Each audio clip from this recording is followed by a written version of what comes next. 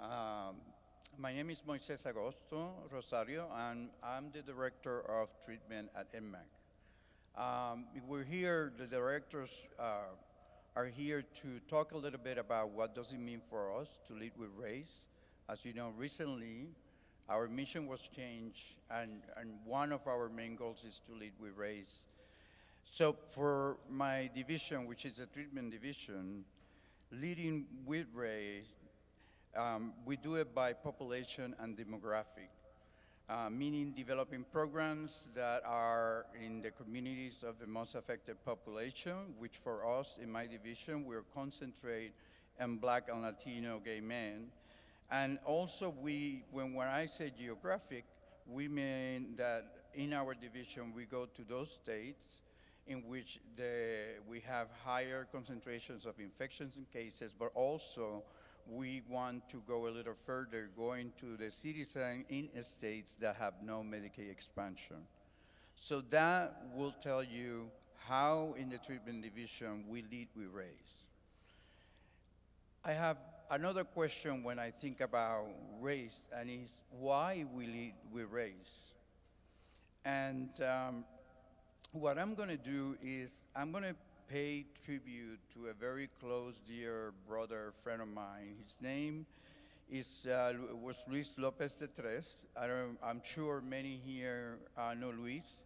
He used to work at the People with AIDS Coalition for many years. Now he was in Cornell, and he suddenly died this Friday. He was a member of ACT UP as well. So I'm going to share with you a tribute because it's not only about the work we do with budgets, raising funds, networking, politics. I feel that somehow through the years, we are not honoring and paying tribute to those that we have lost and continue to lose. So I'm going to take the liberty to share this with you. Needless to say that until now, I haven't been able to write about the sudden death of Luis Lopez de Tres.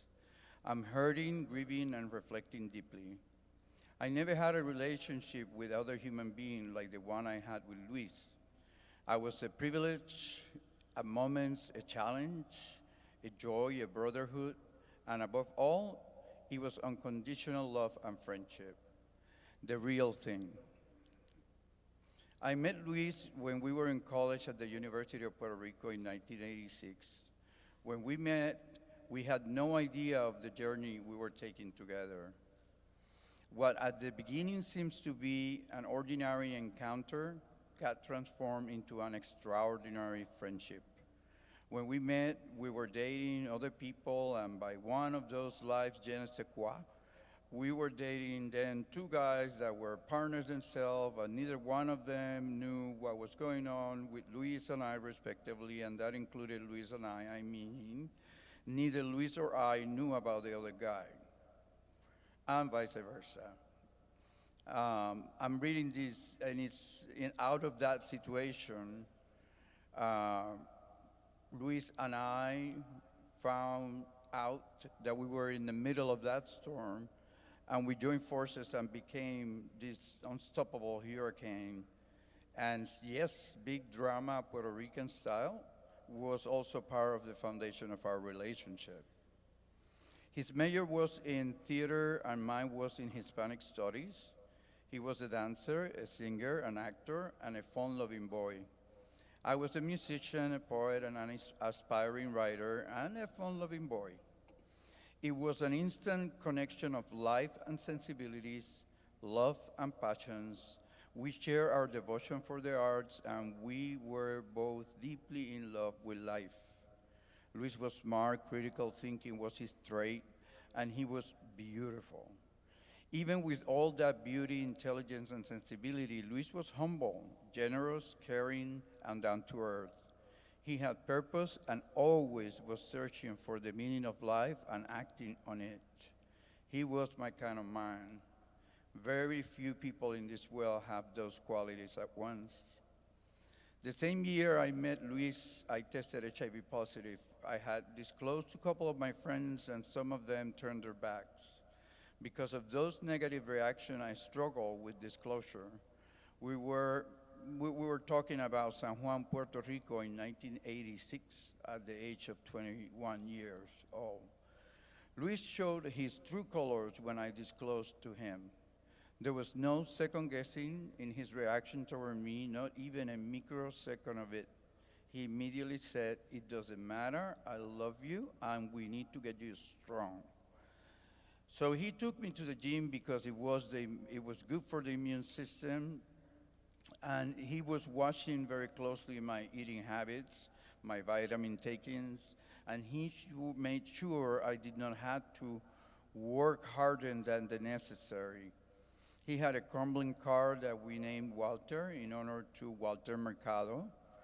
I had a ride everywhere I had to go. He did not want me to get fatigued. He continued to love me. He did not run away. He did not know his status. He made that first year less hard and extraordinarily loving. Life continued. In 1988, I moved to New York for graduate school. He stayed for one more year to finish his BA. The separation was difficult, but Luis was a pragmatic. Therefore, friendship was going to be the path. 2 years later, he moved to New York City with an HIV positive result. I had dropped school and I was involved in ACT UP. I referred him to a doctor and a clinic at the Community Health Center in New York in 13th Street many years ago, and brought him to an ACT UP meeting. He became a member of the Latino caucus of ACT UP, and we continued our friendship. In 1993, I moved to Washington, D.C. to work at NMAC. Until then, I was the editor of See the Ahora magazine by the People with AIDS Coalition of New York, and I recommended Luis for the job. He took over the magazine and made it blossom.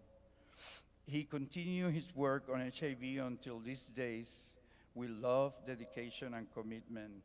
He was also a perfectionist, and until the day he died, he loved his job and made a difference in the life of many as the coordinator of clinical trials and the community advisory board for the Cornell University ACTU.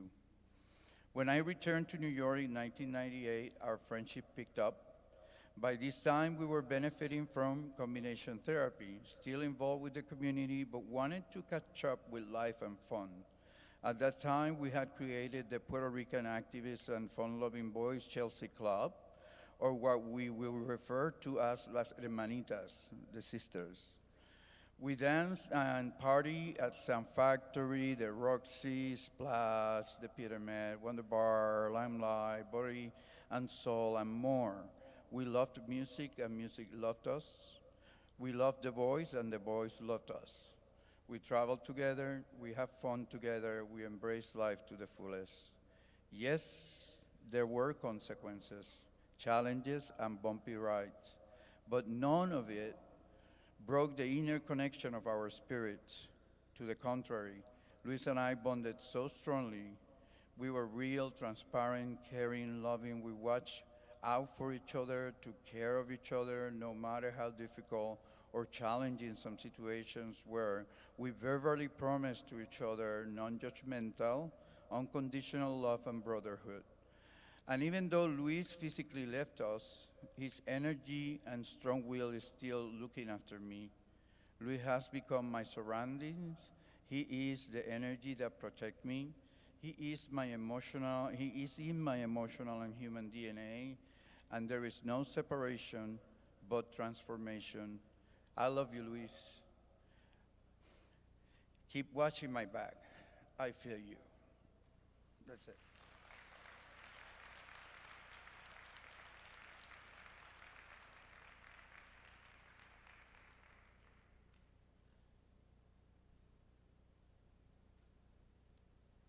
Good afternoon. Oh, I love that call and response. Thank you. I'm Dr. Kim Johnson with the Capacity Building Division at NMAC. I've just been asked to share a few words about race, HIV, and some of the work that NMAC is doing, at least from my perspective. Everyone recognizes race. Before you know my HIV status, you know the color of my skin, the texture of my hair, the shape of my figure. In fact, you know that I'm a person of color. My race is one of the first things you see when you look at me. But unfortunately, skin color plays a large part in how people are viewed, valued, and treated. We know that racism, both intentional and unintentional, affects the health and well-being of individuals and communities and stifles the opportunity of many to contribute fully to the future and the growth of our nation. HIV is an epidemic of intersectional inequality that is fueled by racial, gender, class, and sexual inequities. These inequalities significantly shape the likelihood of exposure to the virus. It shapes the realities of living with the infection, and it shapes medical, programmatic, political, and scientific responses. Persons living with HIV face unique challenges that include the intersection of HIV stigma, anti-gay stigma, racism, and other prejudices. The high rates of HIV we see among communities of color are not only or necessarily the result of high-risk behavior in these communities, but structural inequalities that make them more likely to come into contact with the disease and far less likely for it to be treated. The racial HIV gap and the racial health gap in general is strongly correlated with the racial wealth gap, which in turn is a direct outcome of both historical and contemporary process of segregation in housing, education, employment, and healthcare in this country. So in this way, race, as it intersects with poverty, gender, and sexuality, among other factors, race then becomes the embodiment of the rationalization for massive health inequities in our country. If there ever was a time to talk about race, that time is now. We need to talk about race. We need to talk about it because we're often thinking about race in ways that profoundly impact our decisions and our understandings. Race plays an important role, and it's a factor in the way our institutions and our organizations are designed, developed, and the way our organizations do the work that they do. Not only do we need to talk about race, we need to study race, and we need to study race in the context of HIV. Few studies have investigated the role of racism as a determinant of HIV-related health disparities. NMAC has put race at the forefront of how we confront this epidemic because if we continue to avoid having transformative dialogue about race, we run the risk of engaging in colorblind racism. We are moving beyond exclusively targeting risk behaviors of the most vulnerable HIV-positive groups to also addressing the root causes of the structural inequalities that exist. So we're not aiming to undermine the efficacy of behavioral interventions that have been successful.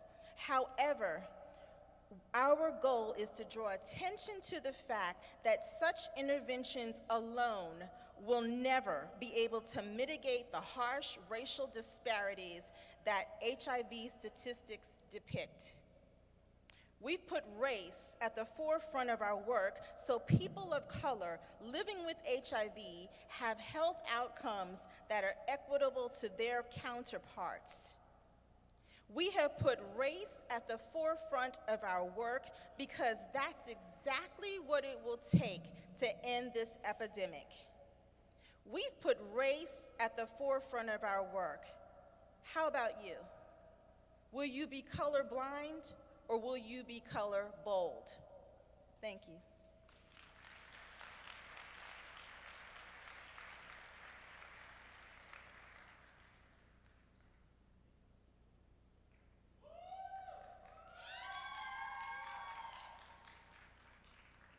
Good afternoon. Buenas tardes, tout le monde. My name is Jacqueline Coleman, and I just want to give a shout out to Dr. Kim and Moises. It's a pleasure to serve with you. My name is Jacqueline Coleman, and I humbly serve as the director of the Leadership Pipeline at NMAC. I am a returning team member at NMAC, having served with the organization in 1994. I returned in 2015 because I wanted to focus on my heart's work, which is leadership development in the HIV sector. NMAC provided the perfect platform that I needed and hungered for to do this level of work. I was intrigued with the proposition to open a new department which would focus on nurturing new and bold empowered leadership for the HIV movement. I recall in the initial week of saying yes, meeting with a small group of my friends, sharing the news and the new charge that we would embrace leading with race. And I must admit that I cried very deeply with the weight of responsibility. As I thought then, and I really know now, the charge for us is to lead with race. And so these, my friends, are defining moments, moments to dare greatly. Some days are great days, other days are greater days, and still other days are good days. And still, some, I must admit, are challenging days. As a Black daughter, sister, friend, mentor, coach, living in America, working in public health, trying to make meaning out of confusion and trauma in my and our community. And through it all, I still say, borrowing the words of Antoine Fisher, I'm still standing in my power, in our power, and in my pain, in our pain. As I ask the following lofty questions, is standing good enough? Or can we expect and envision more? What is happening to humanity? What impact has race had on me deep down, personally and professionally? When will real change and justice happen? What is a movement? And if so, are we moving in the right direction? And while I have a lot of questions, this is one thing I know. As a society and movement, we are definitely and deeply confronted with a bevy of historic and present-day social determinants of health. Dr. Kim named them, but they're so profound, I'm going to give voice to poverty, joblessness, illiteracy, economic stigma, discrimination, lack of housing, social exclusion, trauma, oppression, phobias, lack of access, and racism. However, I believe and I envision a new brand of SDHs. I refer to it as social determinants of hope. By this I mean inclusion, allyship, intent toward justice and equity, inclusion, dignity and respect for every person, despite race, creed, color, gender, religion, size, identity, sexual orientation, and bank account. As such, I carry the banner of hope for these social determinants of hope, with my eyes on the North Star of leadership. And this I pledge as I also remember something that you all probably see almost every day from us at NMAC. We have in our e-signature the following words as long as I can remember from 1994, and they go, yours in the struggle. To lead with race for me means to be yours in the struggle. The struggle being multifaceted, the struggle is first my own, but it's also ours. And then I think about the weight of this powerful declaration, and you know the words, but let me say them to you. We hold these truths to be self-evident, that all men are created equal, endowed by the Creator with unalienable rights, that among these are life, liberty, and the pursuit of happiness. But yet the ending lines of the declaration say, and for the support of this declaration, with a firm reliance on the protection of divine providence, we mutually pledge to each other our lives, our fortunes, and our sacred honor. So, Dr. Kim laid out part of the vision for NMAC. She did so eloquently. So let me just add this. If you remember nothing else, remember, number one, we seek to normalize discussions on race. Number two, we seek to turn the head on America's HIV prevention agenda, and we seek to help in any way we can to retain people of color in healthcare. And so as my meetings flee here, I know I'm probably down to one, so here goes. So I embrace the notion of carpe diem. The Roman poet coined this phrase, and it really means seize the day. Put put very little trust in tomorrow. The meaning is, and I'm not hopeful, but it says not to ignore the future, but rather not to trust that everything is going to fall into place for you and taking action for the future today. And so it is for NMAC again. The urgency is in the numbers. Black women are 20 times more likely to get HIV than white women. 50% of black gay men will contract HIV in their lifetime. And then you know the rest of the stats because you will see them at this conference. So let me end by saying that carpe diem, the right time to take action is now. And the final thing I will leave you is the words of Frederick Douglass when he said, "If there is no struggle, there is no progress. Those who profess to favor freedom and yet deprecate agitation are men who want crops without plowing up the ground. They want rain without thunder and lightning. They want the ocean without the awful roar of its many waters. This struggle may be a moral one, or it may be a physical one, or it may be both moral and physical, but it must be a struggle.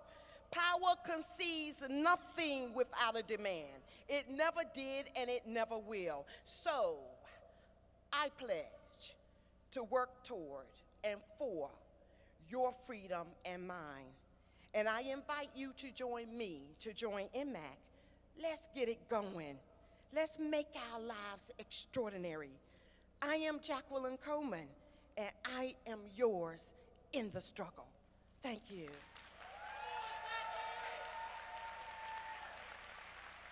Please welcome to the stage the Director of the Office of National AIDS Policy,